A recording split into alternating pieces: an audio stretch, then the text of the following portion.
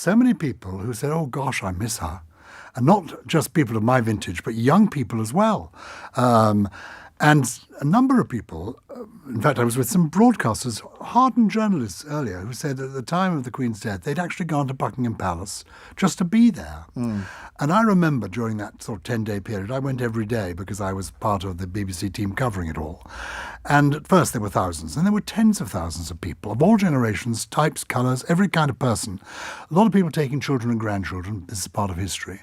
And I wondered why it was that there were so many people in such a lovely atmosphere.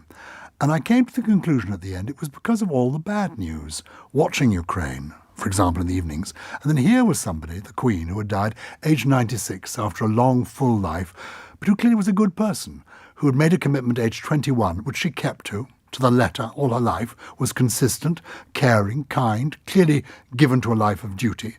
A good, almost an exemplar of goodness. And I felt they were reaching out almost to touch that goodness. And during that 10-day period, there was a lovely atmosphere. Sort of all the rancour in the world seemed to evaporate. And I thought, oh, wouldn't it be wonderful if this could last? And then the day after the funeral, it was back to business as usual. Which is inevitable. I suppose it is inevitable. But I think the one good thing about it is it's reminded people, it's a very eccentric system we have in this country. You know, a royal family, kings and queens, people being crowned. It's been going on for 1,000 years. It has evolved. But actually, when you think about the political situation, maybe you appreciate the value of a constitutional monarchy. And the idea of my book, it's called Elizabeth, an Intimate Portrait, was to try and do two things. One was to discover why this particular monarch, 70 years in the post, was this unique person. Why, for her funeral, more heads of state, presidents, prime ministers, gathered in London than had ever been gathered in one place before in the history of the world. Why had they come? What was it about her personality that made her so special? In Queen Victoria's day, she was an executive monarch. Britain really was the centre of the world. Now we're the 21st most populous country, 6th or 7th largest GDP in the world. We're not number one. And yet we were treated as number one because of the Queen. And I also wanted to try and discover what she was really like, because we all knew what she looked like. But what was she actually like? You know, what was her personality like? And since I first met her, as you know, I keep a diary, because when you were a publisher, you kindly published the second edition of my political diaries. And I've always said very generous things about them. I've kept a diary since I was a boy in 1959. But on the 2nd of May, 1968, I met the Queen for the first time. And she met lots of people and didn't, of course, remember all the people she met. But anyone who ever met the Queen remembered it. Did you ever meet the Queen? Once. And you can remember all the detail? I can and I can't. I mean, it was about a 5-minute conversation, which was in the middle of a big reception at Buckingham Palace. And I decided, well, there was 800 people there of her special and closest. No, it was a book industry event. And my partner, John, was determined. I mean, you know John, he's quite a shy person. But at that event, he said, no, we are going to meet the Queen. Good. Whereas I said, well, we've been to Buckingham Palace, let's just go. He said, no, if we stand here, she will have to walk past us. And that's when you come in, because I won't have the courage to say hello to her. And that's exactly what happened. Brilliant. And we spent 5 minutes with me sort of trying to keep people at bay because they were trying to elbow their way in. And it was a very easy conversation because I'd heard that she was a little bit difficult with the small talk, but not a bit of it. She asked what we did, so we told her we owned a political bookshop. And she said, now, Mr. Robinson, what's going to happen with him? And this was Geoffrey Robinson, who was involved in some, I can't remember what it was, Peter Mandelson scandal, something like that. Anyway, and she was wanted all the political gossip. Well, interestingly enough, politics really interested her. Yeah. I mean, one of the people I report about in my book said that going to Balmoral was always a bit of a challenge because the Duke of Edinburgh could talk about anything, you name it, he had something to say. But the Queen, if you weren't, basically it was dogs, horses and international affairs that gripped her. But what was fascinating about it is she was always normal. Nobody else was normal with her, but she was always normal. And your conversation illustrates that. She's just she meets you, she had a conversation with you. And because I couldn't talk about dogs and horses, because I know nothing about either, whenever I met her... He says sitting there. By the way, you can watch this. We're streaming this on Global Player, and you'll be able to see Gyles resplendent in one of his jumpers with one of the Queen's corgis on the front. I'm wearing it in her honour. You are. I thought it looked the spitting image of my Jack Russell dude, but I can see now it is a corgi. And there is, if you care to Google it, there's a photograph of me and the King, with him admiring the jumper, because he's very much into British wool, as you know. Yes. But because I couldn't talk about dogs and horses, the conversations I had with the Queen, and of course wrote about in my diary and have now incorporated in the book, ranged across a whole vast array of subjects. I mean, give you one, you may be able to answer this. We talked once about the war, Windsor Castle, the war, and I asked her for her memories of the war, just chatting. And we began with Winston Churchill. And she said to me, you maybe could research this. She said, I've always thought that Winston Churchill is probably the only person who was not a member of the royal family who's ever stood in the middle of the balcony at Buckingham Palace. Yes, he is. That is the fact, is it? And I think there was a bit of controversy about it. Was it controversy? I don't know. At the time, because some people thought, even though he was this great heroic war hero, they thought that as a politician, he shouldn't have been allowed to do it. And it was VE Day, not that long before the next general election. So I suppose, and he had become by then a proper friend of the King, as well as an ally. And the Queen clearly admired him hugely. Her first Prime Minister was Winston Churchill. And normally the Queen, at a funeral, for example, or any event, she would arrive last. Now, sorry to interrupt, but I may be inventing this, but I don't think I am. I think there were thoughts that Neville Chamberlain should go on the balcony after the Munich Agreement, which, we have a very different memory of that agreement, or interpretation of that agreement now, but at the time, he was so incredibly popular.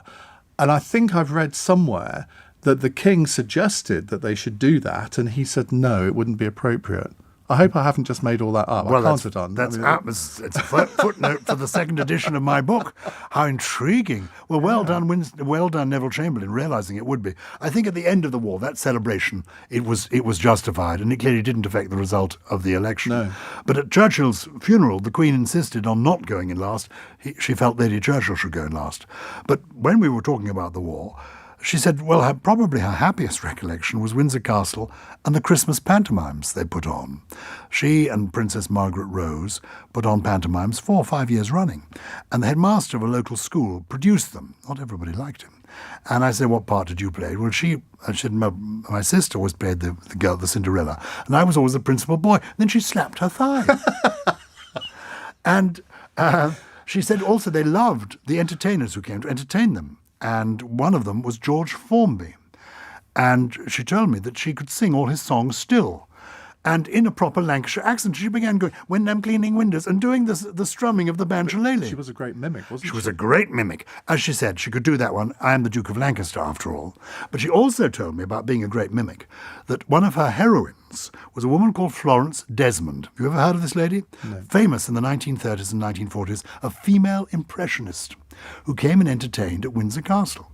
And the Queen became a really adept impressionist, not just individuals and regional accents, but also things. She could do a brilliant Concorde landing, descending over Windsor Castle and landing. The wheels coming down, all the noises.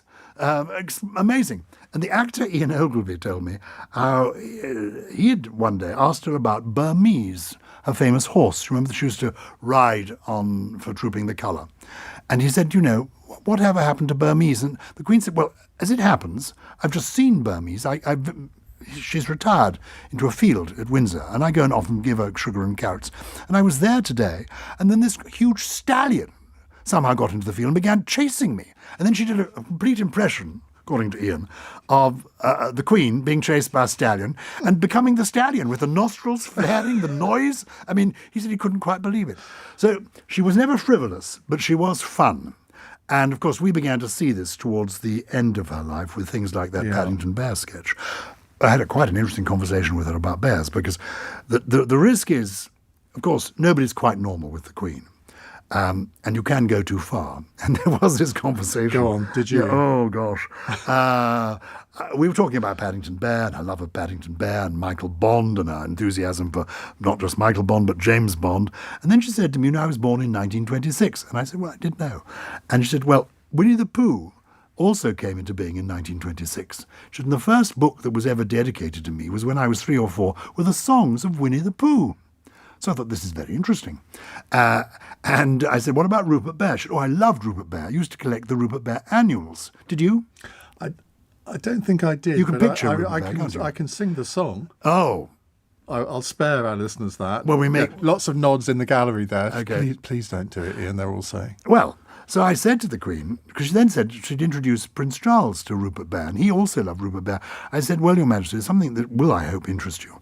That people who are enthusiastic about bears think that Rupert Bear isn't actually a bear. He's got fingers on his hands and boots on his feet. People say that Rupert is actually a boy with a bear's head. The Queen then looked at me and said, I think there are some things in life that it's better not to know. I think she's absolutely right. The conversation came to a quick end. Yeah. So all of these anecdotes in your book. Yeah. Now, let me ask you, I don't know how many books there have been about the Queen. There must have been hundreds over the years. When you decide to write a book like this, have you got a fear of not being able to come up with anything new that everybody else has? I know you knew her, so you have a bit of an advantage over the others. The publishers said there have been some brilliant books that will tell you about, and everybody you know, from Jeremy Paxman through Andrew Marr, has written big solid books about the Queen and her prime ministers and all the state visits and all her achievements, the longest reign in our history. And they said that's been done and done very well by other people. Could you give us an intimate portrait of her? And 2 days before she died, I happened by chance to be visiting the Royal Library at Windsor Castle, where they showed me some amazing things that they've got there. For example, Elizabeth I's Psalter, with a lovely prayer in the back of it, written by Elizabeth I in the most beautiful handwriting when she was only a child.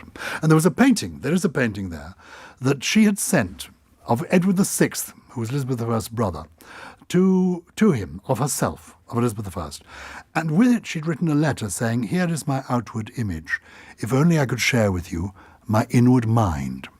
And that made me think, if I could try and reveal to people the inward mind of the Queen, that became my task, to actually reveal what was her nature, why she was this special person. What was it in her upbringing, in her parents and grandparents, I think, including her love of dogs and horses, that made her this calm, steady person, quite reserved, but without rancour. I mean, she was such a fair person. I went once to the Royal Variety Show with her. It was an unnerving experience because at the beginning of it, I was waiting outside the Royal Box, and the Duke of Edinburgh arrived with the Queen, and he said, this is Gyles Brandreth. And then he leant towards the Queen and said, he's writing about you. And then, right close to the Queen's ear, he said, he's going to cut you into little pieces. And the Queen blanched, and I blanched too, and sort of laughed, and he was chuckling away. Thought he was very amusing. But the Queen looked quite alarmed. And it's how the Duke of Edinburgh, if he liked an act, he would, applaud. But if he didn't, oh God, looking at the programme, Elton John again. Anyway, but the Queen applauded everything evenly. And at the interval, I said, you seem to be enjoying the show, Your Majesty, with the Duke of Edinburgh muttering in the background, are we? And the Queen said, yes, I am. I said, but you seem to enjoy everything equally, because you're applauding everything equally. And she said, well, it is on television, and their families may be watching, so I want them to feel that I'm enjoying everything. And of course I am. And fairness really mattered to her. And once I began to meet her, I thought she's not nearly as conservative as I thought she was. Some of her ideas seem quite radical, and your conversation confirms that. And I said to her private secretary, why is everything, she does everything in such a conservative way, doing the way it's always been done, when I don't think that is what she really is like. And the private secretary said to me, well, I think it's a matter of policy. I think she believes that she should go at the pace of the slowest person in the kingdom so that nobody in the country should ever feel left behind. It's rather touching, isn't it? It's interesting when I talk about the Queen, I get quite emotionally engaged because there was something special about her. And trying to analyse what that was has been my purpose in writing the book. And did you literally decide to write it like 2 days before she died, or were you already working on something akin to this? Yes, exactly. I'd already done a book about Prince Philip, some of which, as it were, has to feature in this because his story is part of her story. And I wrote a book about them both 25 years ago. So I had lots of raw material, and I was beginning a book that would eventually be published. But suddenly I felt free, and and I didn't know on that Tuesday when I'd read the thing but I went home and wrote in my diary, I want to see if I can find her inward mind.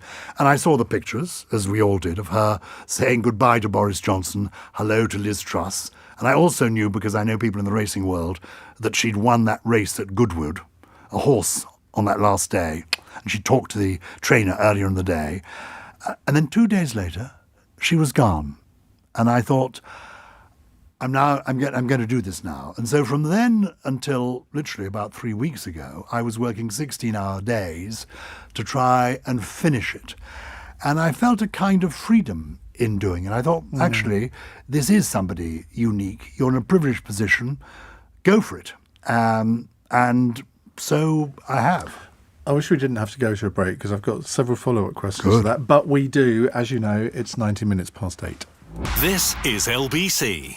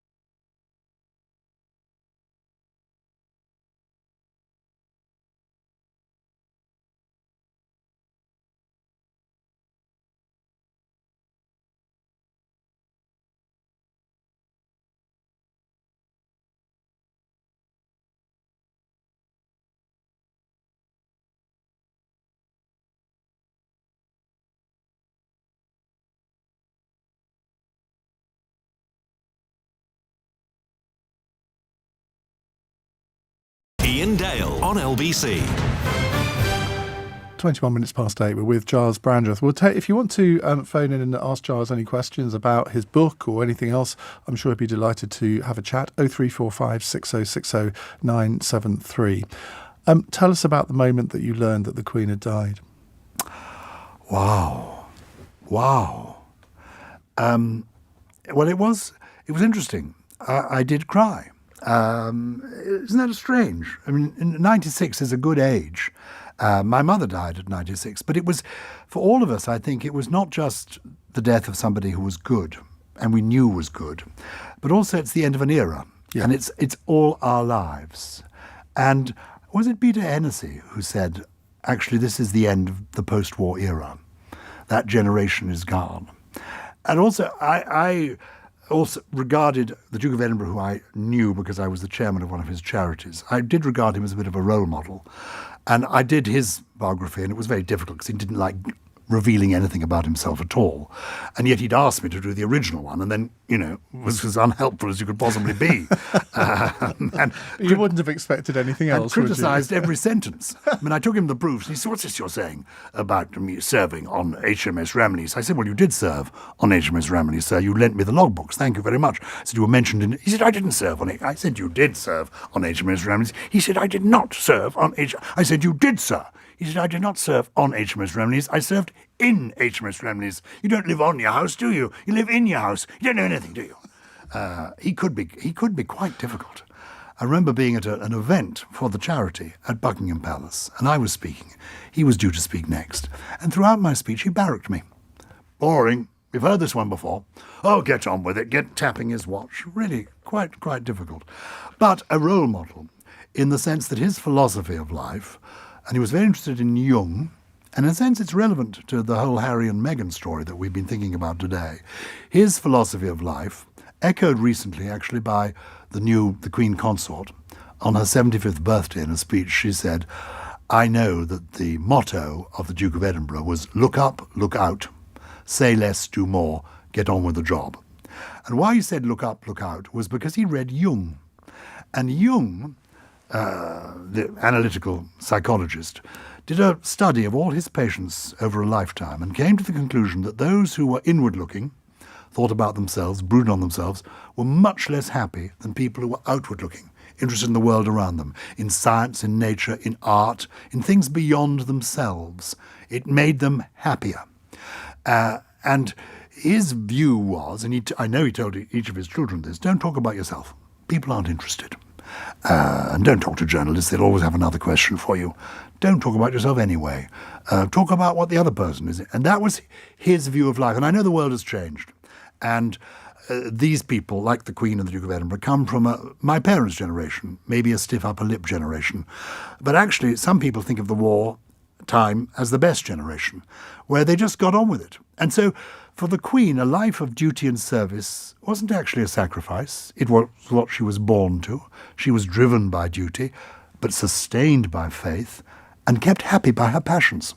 It's the dogs and the horses that kept her going. It was having those interests that kept her going. And to be, as it were, interested in yourself, I think they would have viewed as a bad thing. So those values of theirs, I think I hold precious. And I felt a sadness that era was ending.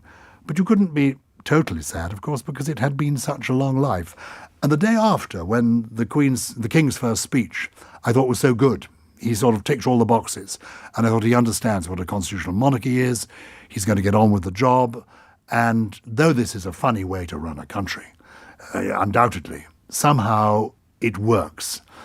And I love the idea of the line of our history going back, more than 1,000 years, that the Queen, the King, Prince Charles, is related by blood to King Edgar, the King of the East Angles. And there's something quite intriguing about that.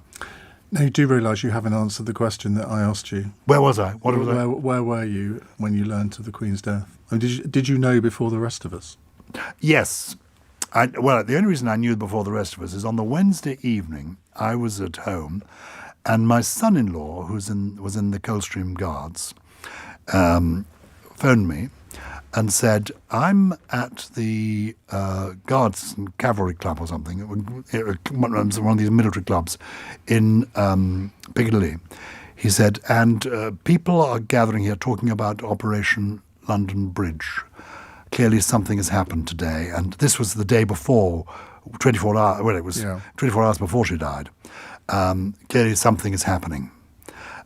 So that was the sort of heads up. So the establishment kind of knew. Well, they knew something had happened. They were on the alert the day before. But she certainly, on the Tuesday, had been fine. And there was a clergyman who went the weekend before, who was one of the bishops. She'd have a bishop come to preach at the local church. And he had supper with her and lunch with her, and she was in fine form. But in a sense, how wonderful to go so quickly. Yeah. Fantastic. What a reign. I don't think we're going to see another one quite like it for quite a long time. It's interesting how these queens... We won't see it, will we? I don't. Don't you notice how vigorous I am? I'm taking the pills. Very good for 85.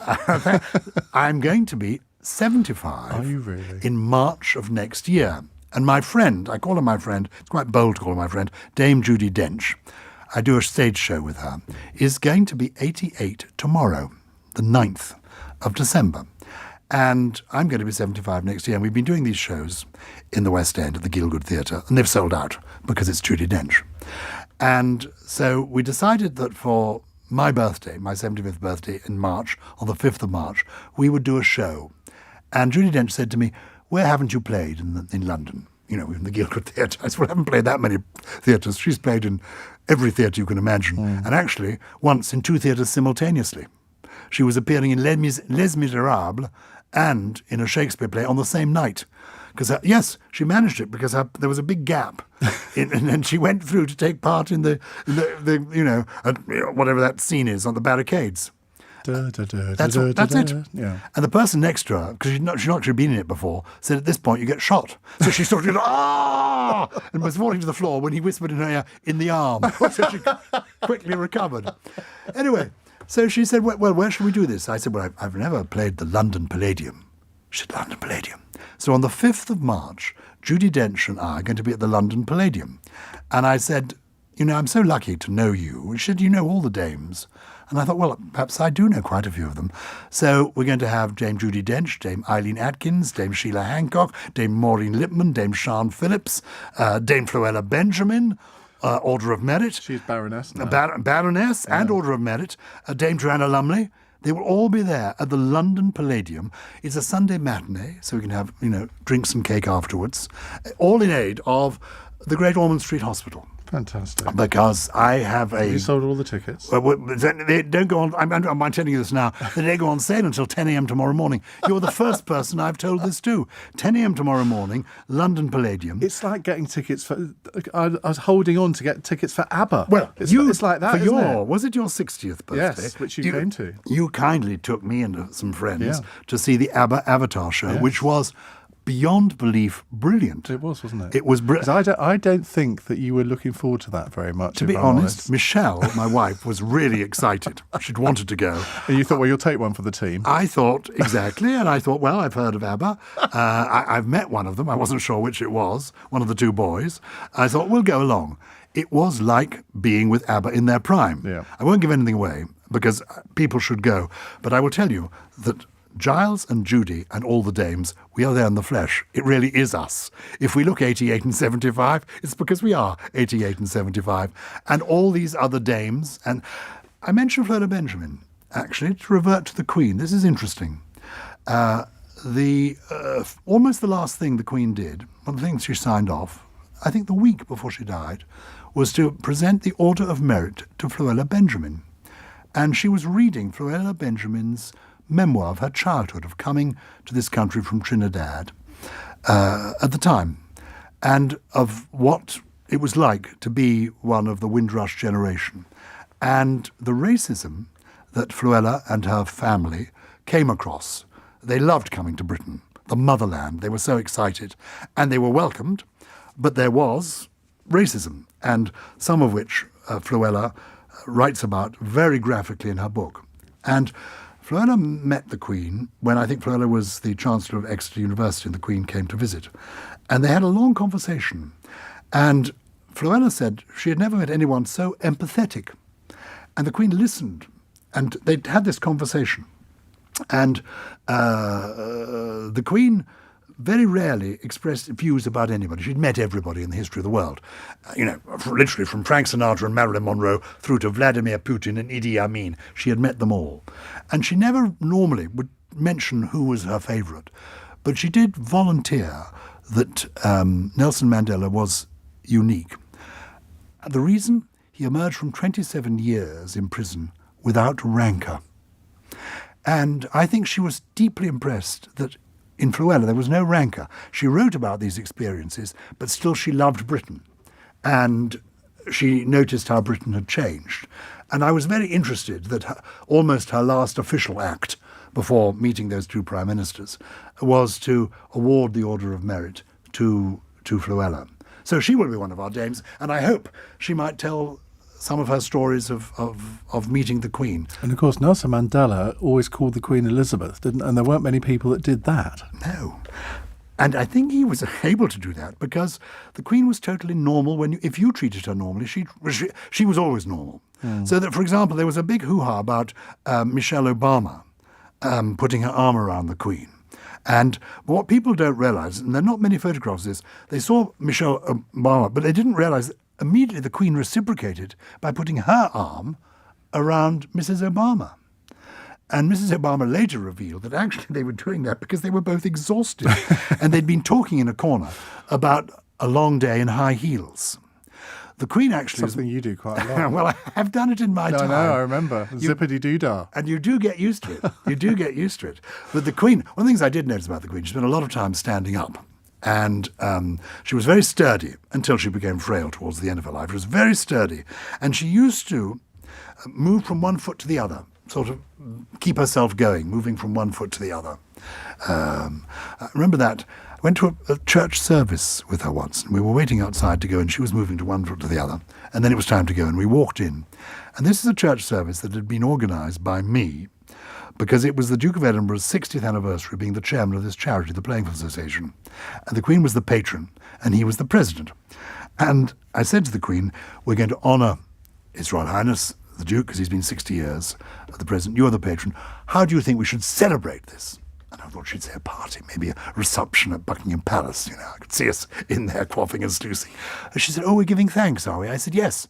She said, I think a Thanksgiving service would be appropriate, don't you? Well, I thought, well, fine, if that's what you want, Your Majesty.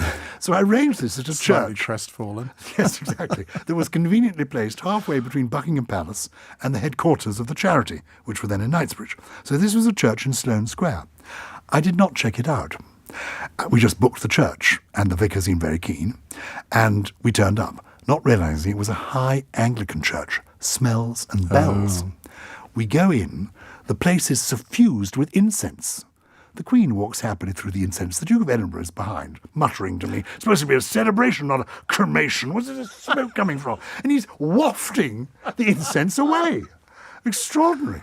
So we're then back in the vestry, and the Queen is expressing interest about the church. And she says, oh, this is an arts and crafts church, I think. And I said, yes, it is. She said, oh, I think John Betjeman would have loved it.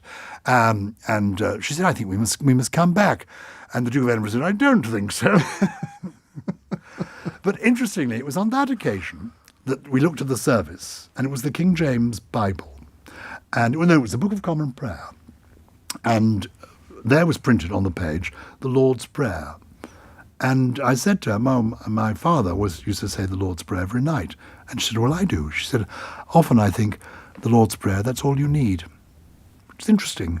And she told me that she, like my father, I prompted it, but would say his prayers. Maybe your parents did. There was a generation ago that did that, on their knees, even as old people, at the bedside. You know. Absolutely. I've just looked at the time, and we're way past news headlines time. Oh, God, we should have had the news. Yeah, but you're so gripping, Giles. That's very good. I'm not going to apologise for going late to the news this time. It's 8:36 news headlines with Daryl Jackson. I apologise. An American woman who admitted causing the death of a 19-year-old by careless driving in Northamptonshire 3 years ago has avoided a jail term. Appearing on video link from the US, Anticulus was given an 8-month term suspended for a year. She left the UK 19 days after the collision under diplomatic immunity. A top health official in England admitted local pharmacies may encounter shortages of some antibiotics to treat strep A, but authorities insist on a national level there are sufficient stocks. And Prince Harry's claimed in his new documentary that his family dismissed safety concerns about the media's relationship with Meghan. He said relatives asked why she should get special treatment, with attention from reporters seen as a rite of passage. LBC weather, wintry showers continuing for northern Scotland this evening. Clear skies elsewhere with a widespread frost and lows of -5. This is LBC.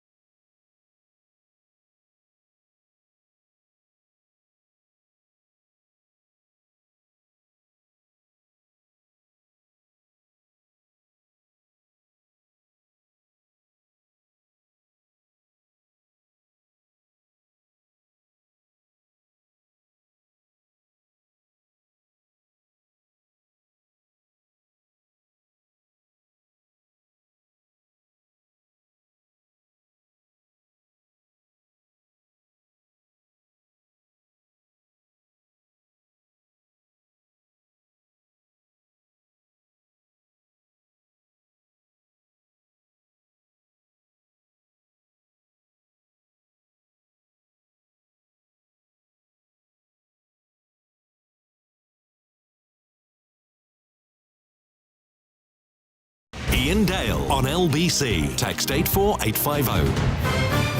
8:39 on LBC. Let's take a call. Giles, if you'd like to put your headphones on. You'll remember this from your days presenting on this radio station. The importance of headphones. Victoria is in Stansted. Hello, Victoria. Oh, good evening. Hello. I can't believe I've got the opportunity to speak to Gyles direct. It's like royalty, isn't it, really? This will be one of the highlights of my life. Oh, Victoria. You've led a sad life, Victoria, haven't you? No, she hasn't. She's been named after our second longest reigning sovereign. Exactly. I was. Yeah. I was. Giles, Yes. do you remember opening the new recreation ground in Docking in Norfolk in about 1986? I do remember that. I genuinely do. It was when I was the chairman of the Playing Fields Association. Yes. And you probably remember it. That's the bit of Norfolk where the family trees don't fork too often. Oh, he's outrageous. That was a joke, ladies and gentlemen. Yes, it was. My fellow, I shouldn't have said that. Now I can't run to be mayor of Norfolk. No, exactly. Well, But also, it's very much part of the Chelsea Triangle now. Yes. And house prices in Docking have rocketed. Anyway, what's your since question, we Victoria? So Giles touched on how the Queen's death really marks the end of the post-war era, which when the commentator said that really resonated with me. And following the passing of the remarkable Johnny Johnston today, who does he look to? Who do we have left of that era who Giles would think of as part of that set, of that chutzpah and that grit and that integrity? you're right. When David Attenborough goes, it really will be the end of everything as we know it. Somebody was saying to me last night that one of the things that we lack now is a kind of aesthetic, cultural, national leadership, people of quality. There was a programme celebrating the anniversary of the BBC. The BBC is 100 years old, where we saw people like Lord Reith and even Hugh Weldon, former leaders of the BBC, and I watched these people, and they seem to have a stature about them that one doesn't feel is around today. They talked about things in a big way, and they had a sort of vision for the country. Interestingly, I think for the future, I am an admirer of the King. And I think his work for, say, something like the Prince's Trust, his values are good ones. But it is quite challenging.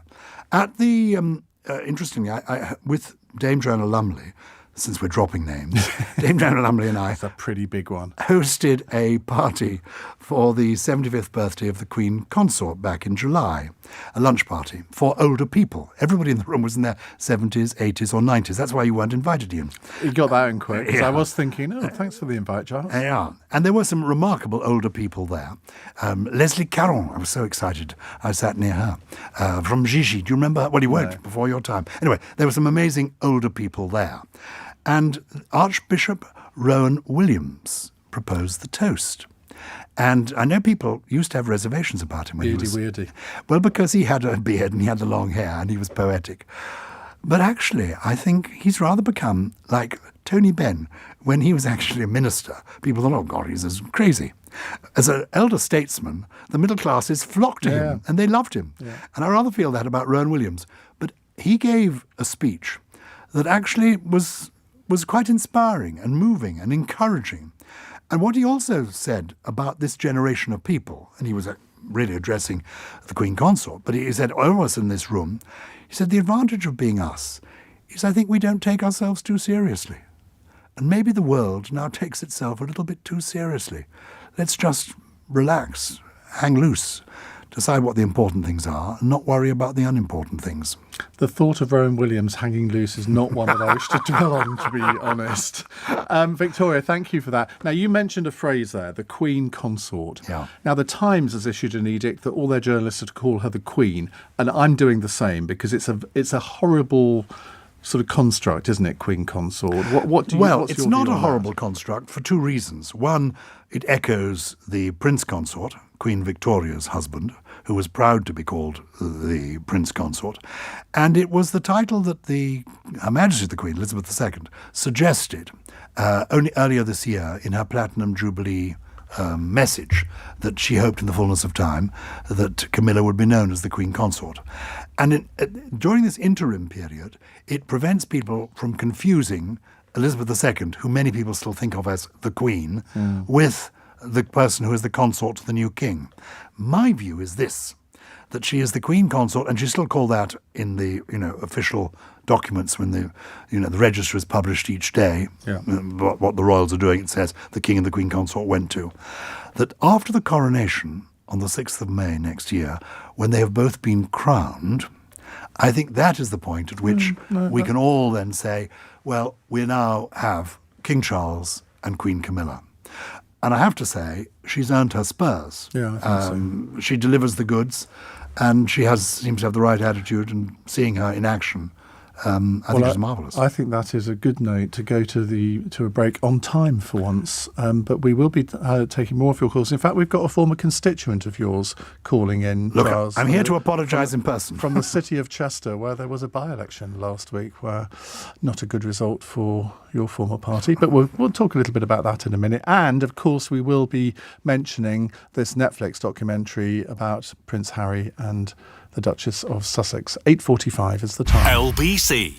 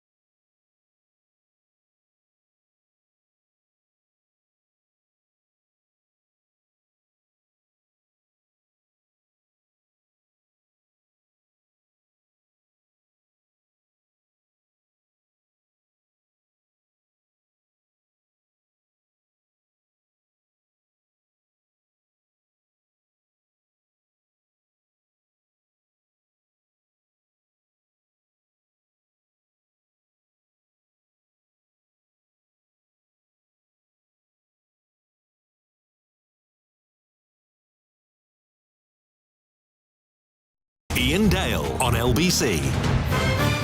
Gyles Brandreth is with us talking about his new book, published today, Elizabeth, An Intimate Portrait. Now, I'm going to go to a call now, because if I don't, I suspect we'll run out of time. And it's a former constituent of yours, Nicola in Chester. Hello, Nicola. Hello. I was a constituent, but I wasn't voting because I was only 14 when I met Gyles. I was a waitress in a cafe, and he was my first ever customer. Oh, how in wonderful. the Three Kings Studios, and I always used to serve him Barra Brick. I remember that. I do remember the Three Kings Studios. It's fantastic. Let's keep in touch so that as I'm about to go, when I pop my clogs 25 years from now, let's be in touch. And you can serve me, I can be your last customer as well, so that I can bookend your life, bookend your career. Unfortunately, it's Are you not still there anymore. Oh. But I do now, 30 years later, I'm actually leading the tourism strategy in Chester. Oh. And I just wondered, really, obviously the Queen has been incredibly important to the the tourism industry of Britain, and just to get your perspective on how we continue that with the King and starting with the coronation. You're absolutely right. I mean, the royal family in many ways is central to brand Britain. And I'm one of those people. I mean, I know that the King and the court are very conscious that financially the country is very hard pressed and they don't want to have an extravagant coronation. And that was true in the early 1950s of the Queen's coronation, because it was not that many years after the war. But my feeling is one of the things that they admired about the funeral of the Queen was how beautifully it was done, how moving it was at one level, seeing those young men carrying the coffin, but also the ceremonial, the pageantry. It's what we do better than anyone else in the world. And it is an extraordinary advertisement for our country and its heritage. So I hope they won't be too economical. I hope they will do it properly and to the full. But also, Chester, there is no more beautiful city in the United Kingdom than the city of Chester. And you will know. Have you not been to Norwich? I have been, and I still say that Chester is the most beautiful city in the United Kingdom. But the Queen chose, when Meghan joined the royal family, and the Queen was very welcoming to her, and took her on her first solo trip, the Queen and Meghan, and they chose to go to the city of Chester. They did. And one of the reason was that the Queen looked at the itinerary and saw that she was opening a theatre, the Story House Theatre in Chester. And the Queen thought, oh, theatre, Meghan. Because the Queen had said to Meghan when she joined the royal family, you are an actress, this is your profession. You must, if you want to, continue in that profession. That's not a problem for us at all. But Meghan said, no, I want to do this. I'm interested in the Commonwealth. I want to get on board. And so she went to Chester and was a great success. The Queen said so. The Lord Lieutenant told me, the Lord Lieutenant of Chester, that you couldn't fault Meghan that day. She was impeccable. She did it all brilliantly. The Queen then suggested to Meghan that maybe it would be an idea. She was, coming in, and it was part of today's episode about women coming into the royal family from outside, that maybe to mentor her, it would be helpful if Sophie Wessex contributed. And she said, maybe Sophie can help you. This Meghan didn't like and said, no, I don't think I need that. Thank you. I've got Harry. And I think that's where it began to, things began to go a little bit awry. But I'm with you. It's wonderful that you're here on the line. Thank you for that cup of coffee. And I'm glad you're now running tourism for Chester. Now, Nicola... Yeah, I was sitting just in front of the Queen and Meghan at that event in Story House, but it was the most awkward seat in the theatre because I couldn't really turn round. It was too obvious. Everyone else could get a good look of them, but I was just in front. So, but you could see the rapport between them. It was, the Queen was so gracious with Meghan and so friendly with her, and we have some great images of that visit. Yeah, I mean, the truth is, certainly the members of the royal family that I have met were so welcoming and excited and delighted that Harry, who everyone loves, and the Queen loved, she loved all her grandchildren equally, but she found Harry so amusing. Whenever Harry called, he was put through straight away on the phone. So everyone was delighted with Meghan. And I think we as a country were delighted with Meghan. And people like me, I rather liked her mother as well. I thought, this is all marvellous. Now, Nicola, final question before we let you go, and think very carefully about your answer to this. Was Gyles a good tipper? Oh, gosh. Well, Clearly considering I only earned £1.80 an hour back then, I think any tips would have been a bonus. So I have to say yes. See, that was what it was like under John Major's government. No minimum wage, Gyles, and it was all your fault. But look what happens to them. They begin with work experience, age 14, and they end up running tourism for the same city. Nicola, thank you very much indeed for your call. Where did it all go wrong with Meghan then? Because, I mean, I will watch this Netflix series, probably against my better judgment, because I'm sure it'll make me quite angry. But it's so sad, isn't it? Well, yes and no. There is a huge cultural difference. One of my daughters-in-law is American. It's a different country. It's a different approach. Today, I think it was, in the programme, she was talking about how when she met Catherine and William for the first time, she was ready to hug them. And she couldn't quite understand why they didn't particularly want to be. Well, a lot of English people don't expect to be hugged by somebody they've never met before. You work up to that. So it's a change, it's a different view of the world. And it's a different generational thing, this letting it all hang out, talking about how you feel and, all of that. It's just not the way we have been doing it. And I'm with Harry. He said she came into my world and gave it a go, didn't feel as if it worked for her. Now I've gone into her world and I'm giving it a go. And fair enough. And there are lessons that we can learn from her. I mean, some of this stuff, the racism awareness stuff, is actually quite good for people of my generation and background to become aware of, and in a way that my grandchildren won't need to. So there are useful lessons for us all to learn from this. I mean, we still admire Harry hugely, and we just accept they are going on a different journey. But do they have to do it so publicly? That's the point. They do, because they need the money. That is the... I mean, the Queen who took the long view...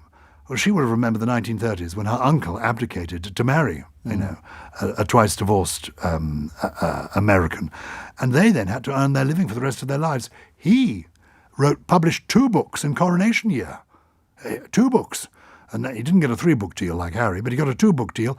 And then they appeared on chat shows, the Duke of Windsor and the Duchess of Windsor, telling their story.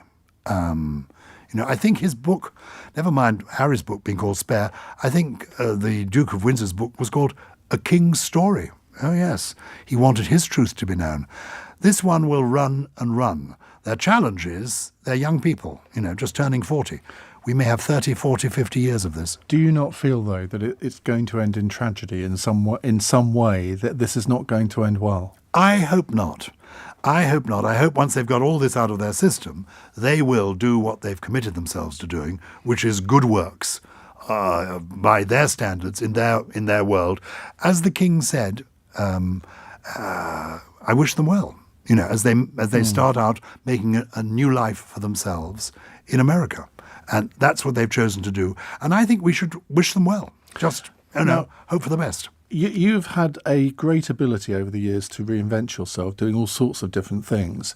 After the coronation next year, are we going to see another incarnation of Gyles Brandreth? Because kind of all the royal, that signals a bit of an end. I think it does, to be honest. Beginning. No, I think you're right. No, I think my book about the Queen following on from writing about Prince Philip, that is the end of that era. An amazing story. You're not going to get a more extraordinary story, because it's also the story of our times. Well, who knows what beckons? The 5th of March, the London Palladium, with all the dames. Dame Judi Dench, Dame Joanna Lumley, there they all are. You've already done that. No, I know, but it's because... I should tell you... On the night before, where are you? On the night before... I'm at the Carriage Works in Leeds. That's what I thought. Yeah. That's what I was leading up to. Which I'm looking forward to. So nobody knows. I'm big in Leeds. What the future Jackie holds. Smith's even bigger. I loved Leeds because that's where I used to go to do Countdown in the early days. Of course it was. Yeah, great. Do they not do it there now? No, they do it in Manchester now. Mm-hmm. Oh, yeah, I get around. What I like about life, and I think I've learned a lot from older people. The Queen and the Duke of Edinburgh were role models. Duke of Edinburgh in particular. He just carried on. All these older people. My friend Nicholas Parsons was still chairing Just a Minute, age 95, at the top of his game. Here is Judi Dench, as I say, 88 tomorrow. When I go onto the stage with her, you feel the wall of love coming towards you, but you also see a woman full of life because she's living life. And as long as you've got your health, and touch wood, and I did fall over recently, so I've got a physiotherapist I'm trying to improve. Have you ever fallen off the stage? Yes. You have? I have fallen Something off we have the in stage. common. We have. Rex Harrison used regularly to fall off the stage. Yes, but that's a different reason. No, because he was losing his eyesight, poor man. He was doing My Fair Lady, late in life, he revived it, and he'd be going, damn, oh my God, as he fell into the orchestra pit. So who knows what the future holds, but I think we should keep going. That's my message. Yes. Keep right on to the end of the road, because the best is yet to come. And if it isn't the best, well, the end hasn't come. Well, I'm sure that this time next year, Gyles will be back with another book. We will be. And I should tell you, in this hour next week, do you know who I've got? An even bigger name than you next week. Is there a bigger name? An hour with Sir Clifford Richard. Now, look, I must just tell you about Cliff, very, very briefly, because I know quickly. I've got in 40 seconds. Yeah. This is true. Judi Dench and I have been doing the show in London. We saw in the queue, waiting to see our show, Cliff Richard. He had queued up and he'd bought a ticket. And at the end of the show, we invited him to come round, and he was too shy to come, but he did come. And I said to him, Dame Judy is really looking forward to meeting you, Cliff. I said, when you go, will you sing Congratulations? And he went in singing Devil Woman. If only it wasn't pre-recorded, I'd tell him. I'd tell him that you were relating that story. So Cliff Richard, 8:00 next Thursday on LBC. It's my final show before Christmas. What a way to go out, Gyles. I mean, Gyles honestly, Brandreth and Cliff Richard. It doesn't get better than that. Well, absolutely. It is the ultimate cliffhanger from Iain Dale. 4 nights a week on LBC. And Giles's book is called Elizabeth, An Intimate Portrait. It's right up in the bestseller charts. Get it to number 1 for Christmas. That is the objective. Gyles, thank you very much indeed. In a moment, we're going to take more of your calls on the Anne Secoulas verdict, which we did talk about in the 7 o'clock hour, but we're going to do it a lot more because there's so much to say. You're listening to LBC. I'm Iain Dale. It's 9 o'clock. On your radio, on Global Player, and Play LBC. leading Britain's conversation. This is LBC. From Global's newsroom at 9 o'clock, the American woman who admitted causing the death of teenager Harry Dunn has been given an 8-month suspended prison sentence. 45